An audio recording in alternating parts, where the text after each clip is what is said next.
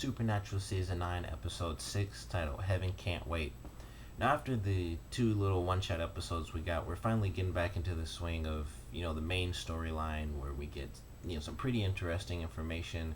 We get a really good tease at the end of this episode with Crowley, which I'll definitely get to. But, we get all the characters in. Like I said, we get Crowley, we get Cass, who's a pretty big focus in this episode.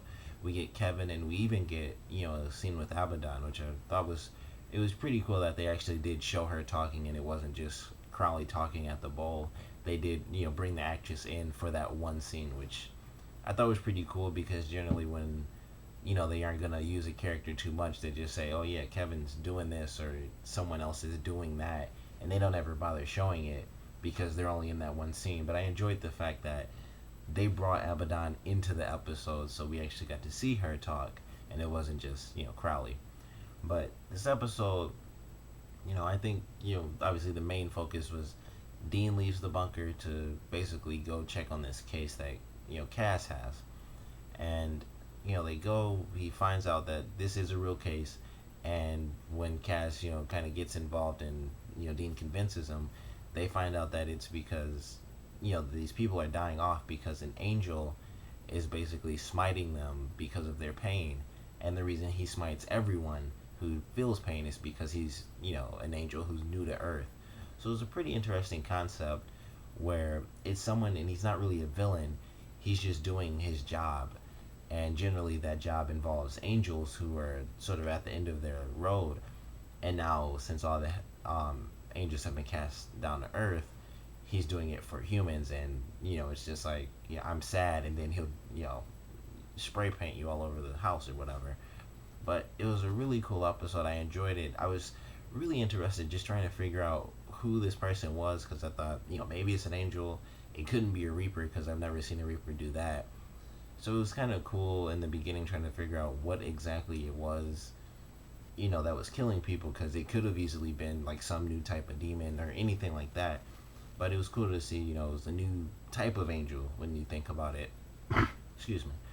But it was cool to get that. And we see Cass in this episode after, the other episode where he's kind of, going around trying to figure out how to be human. In this episode, Cass is officially, settled down, and he has a job at the Gas and Sip, a fake name, he's Steve. And, he's trying to be a normal human. So it was cool to see him, in this line. Like, it was cool to see him because he kind of adapted to it. But at the same time, it was a pretty sad episode because we see how sad he really is, and even the angel who comes after him, says it. Although he adds some extra stuff to it, like how, Cass has decided to sit out. The angel thinks like that's also a sign of him kind of giving up and things like that. But it's really just the fact that he's a human. He can't do all the things he did before, but he is really upset, and he's not exactly happy being human because he can't just do everything he wanted to do. He can't just, fly off somewhere or help people like he wants to.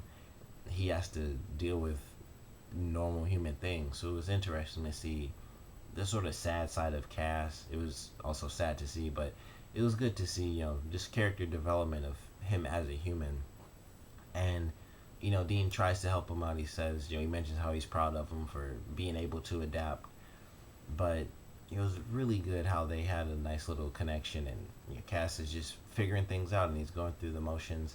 And he even thought he had a date, and it turned out she wanted him to babysit. It's very mixed signals. Don't ask people to babysit like that. Just say babysit. It's mixed signals, even for an angel. That's mixed signals. But it was a really good episode. It was interesting. That kind of led to him, being upset even more so, of course, because he knew being on dates was a normal human thing and he was excited to do that. And then it's like, oh, she wanted me to babysit. But love the episode. And then we have, everything with Cass and Dean was great. And then we have the other side of the story where, Sam and Kevin are trying to figure out how do we translate, this extinct language into English so that we can figure out what to do with the angel tablet, and, how do we help the angels out. And, we get Abaddon in this episode, and, Crowley wants to talk to her and figure things out. And I love the conversation they had where he's just angry because she's collecting all these souls and stuff, and she's avoiding all these contracts by collecting souls early. And Crowley says like your plan will fail, like it'll backfire, and you will burn. So I'm excited to see how that, because he obviously knows more than we would, not being crossroad demons and stuff. But I'm curious to see how it'll backfire her just collecting souls, because you think a demon just like picking up souls left and right, it wouldn't be that big of a deal because we as humans couldn't do anything against hellhounds or demons in general. So it'll be interesting to see what exactly Crowley has in his head that makes him think it'll backfire, and also what she's collecting all these souls for, because Crowley had a ton of souls for one reason. She could have them for a different reason. It could just be to have more power. It makes sense, and she is trying to take over. So we'll have to see how that plays out. But I love they're back and forth, and Crowley's just angry. Like he's been so calm this whole season, considering his situation. And it's also funny, they have him. He just has to grow the beard because he's just locked up in there. So I don't know the actual actor's name, but he just has to like grow hair. And I don't know why I thought that was interesting, but it was because he just has to keep that for realism. He can't like do anything. He has to just go in like I look like this. But their back and forth was really good, and Crowley's just angry at her. He's like, you're screwing up everything I worked so hard to have because you just want to like collect souls and stuff. So it was really cool to have that back and forth. And the most interesting thing for sure in this whole episode is the fact that Crowley stole some of Kevin's blood. And initially it seemed like of course he was doing it for some sort of plan, or I thought maybe he knows how to he'd use like the syringe to get out of the handcuffs or something like that. And then when Sam goes into the room, he sees Crowley putting Kevin's blood in his arm, and he obviously does that because he knows human blood will pretty much make him feel human again, like he did in the season finale for last season.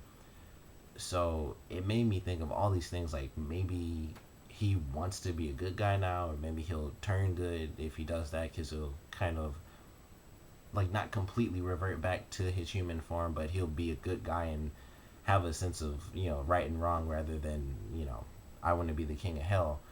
So it'll be great to see how that plays out. But for now, that was an amazing tease. At least I consider it amazing, and it just has me super excited for whatever they're gonna end up doing next, because I didn't expect that at all. For Crowley to just inject human blood in himself just so he can feel the way he did in the season finale for last season. But it was a great tease. I'm excited to see where they go with that and what they're gonna end up doing, and if he does end up turning good, because if you've been watching this show since Crowley kind of came into it, he does go back and forth. He's a bad guy, but he's also sort of the neutral bad guy, and I guess he's like the bad neutral or neutral bad, whatever it is. I don't know the actual thing, but if you're nerdy enough, you know what I'm trying to reference. But it'll be great to see where that goes, and I'm loving this entire season. And we also get the reveal that unfortunately the spell that Metatron did to cast all the angels to Earth is irreversible. So who knows what's going to happen next. And that could of course be a lie, as Dean mentioned. Crowley lies. He could have another plan. He could have read something. He could have easily just read something that says, okay, I can hold this for myself, and they wouldn't know, and I'll just hold it until I somehow get out of here. And maybe that has something to do with him injecting the human blood in himself, and trying to kind of fake being a good guy or something like that. Who knows?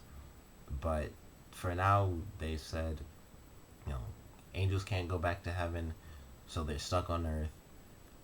Angels going crazy, continuing to do their job on humans and just like blowing people up, and also trying to hunt Kaz, Sam, Dean, Kevin, and Crowley. And I don't know if the angels are even interested in Abaddon, honestly. I feel like they just haven't really done too much to show the two sides go against each other this season so far. I mean, it's really only been a couple episodes when you think about it, but I feel like the angels are kind of just they're like, hey, we're stuck on Earth, let's just deal with ourselves rather than deal with Abaddon, because angels can easily take out demons. So I feel like they're not too worried about it.